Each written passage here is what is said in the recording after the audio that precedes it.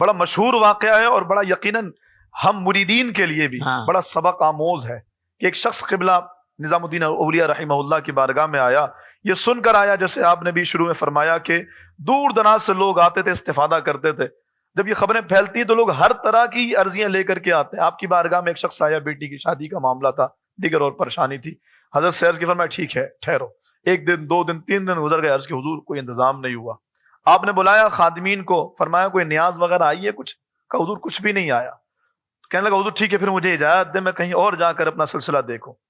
آپ نے فرمایا اچھا ٹھیک ہے، اب مہمان کو خالی ہاتھ بھیجتے اچھا تو نہیں لگ رہا، ایسا کر یہ نالین میری تم لیتے جاؤ. اچھا ویسے تھا عقیدت مند، چلو نالین ہی ملی ہے تو رکھ لیتے ہیں، لیکن دل میں یہ خیال تھا اس نالین سے کیا ہونا ہے میرا، اور اس نالین کو لے کر میں کیا کروں گا. بہرحال اس کو رکھ لیا اور رکھ کر کے چل پڑا.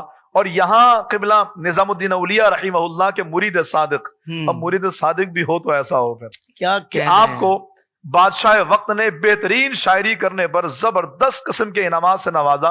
اور اس دور میں جو کرنسی چلتی تھی چیتل جس کو کہتے تھے، 5 لاکھ چیتل کا انعام ہیرے جواہرات لے کر کے آپ رحمہ اللہ آ رہے تھے. اچھا حافظ صاحب، میں اس بات کو بتانے سے پہلے جب میں پڑھتا بھی ہوں تو مجھے یوں لگتا ہے کہ شاید لوگوں کے ذہن میں یار یہ صرف قصے کہانی ہے، کیونکہ آج وہ مریدین پائے نہیں جاتے.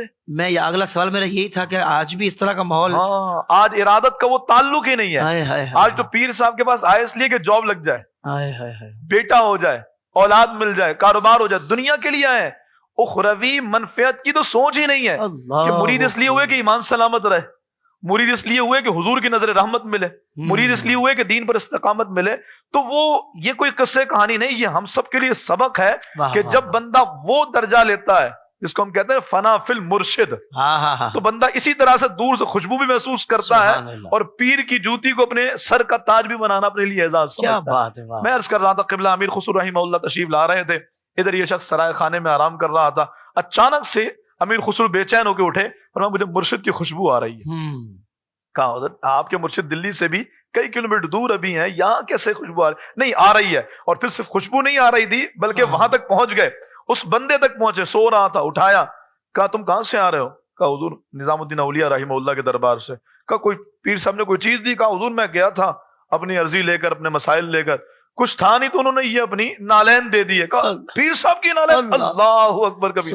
آپ نے وہ نالین اٹھائی، چوما، اپنے سر پہ رکھا. کہا بیچو گے؟ کہا ہاں بالکل، میرے تو کسی کام کی نہیں ہے. کہا کتنے میں؟ کہا تم بتاؤ.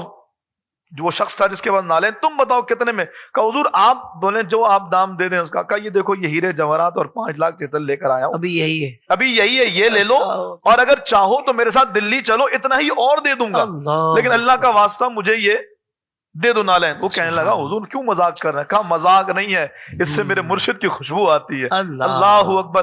وہ سارے ہیرے جواہرات دیے، نالین کو اپنے امامے میں رکھا، اپنے امامے میں نالین شریف کو رکھا، اور وجد کرتے ہوئے، اشعار پڑھتے ہوئے قبلہ مرشد کی بارگاہ میں حاضر ہوئے.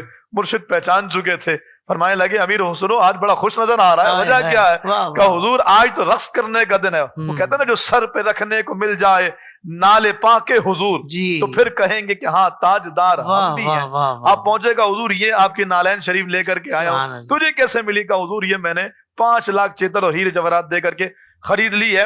کہتے ہیں کہ تو نے تو بہت مہنگے داموں خریدی ہے. کہا حضور یہ تو میرے پاس اس وقت موجود تھے، اگر ساری دنیا بھی کوئی مرشد کے نالین کے لیے مانگتا نا، میں ساری دنیا مرشد کے نالین پہ قربان کر دیتا. اور آج حافظ صاحب حال یہ ہے کہ پیر صاحب سے اگر ہمارا دنیاوی کام ہوگا تو پیر صاحب بڑے اچھے ہیں. جہاں پیر صاحب نے کہا کہ داڑھی کیوں نہیں رکھی ہوئی تم نے، یار یہ تو بس داڑھی کیوں نہیں رکھی، نماز کیوں نہیں پڑھتے ہو، حالانکہ ارادت کا مقصد یہی ہے کہ بندہ اللہ کے قریب ہوتا ہے. اللہ اکبر. حضرت آپ نے ایسی بات کر دی ہے، لیکن میں کبھی کبھی سوچتا ہوں کہ یہ جو ہمارے دنیاوی اعتبار سے جو بڑے لوگ ہوتے ہیں، ان کو شاید اندازہ نہیں ہے کہ اللہ والوں سے، دیندار لوگوں سے، علماء سے، ان سے تعلق کتنا ضروری ہے. ان کو بھی اندازہ نہیں ہے حضرت. دنیاوی کام تو یہاں سب کے نکل آتے ہیں، نکل جاتے ہیں، مگر وہاں بعد میں پتہ لگے گا کہ اللہ والوں سے جس نے تعلق رکھا ہوگا نا حضرت، واقعی جن کا ادب کرتا ہوگا اور پیار کرتا ہوگا اور اللہ کے لیے کرتا ہوگا، وہ حضرت پھر کس طرح پار لگے گا انشاءاللہ. سوشل میڈیا پر اسلام کی صحیح تعلیمات جاننے کے لیے ابھی حافظ سائر قادری کا نیا YouTube channel Islamic digital studio subscribe کر لیں، اور ہاں نوٹیفیکیشن بیل آئیکن کو بھی پریس کر لیں تاکہ ہماری نئی ویڈیوز آپ تک بر وقت پہنچ سکے.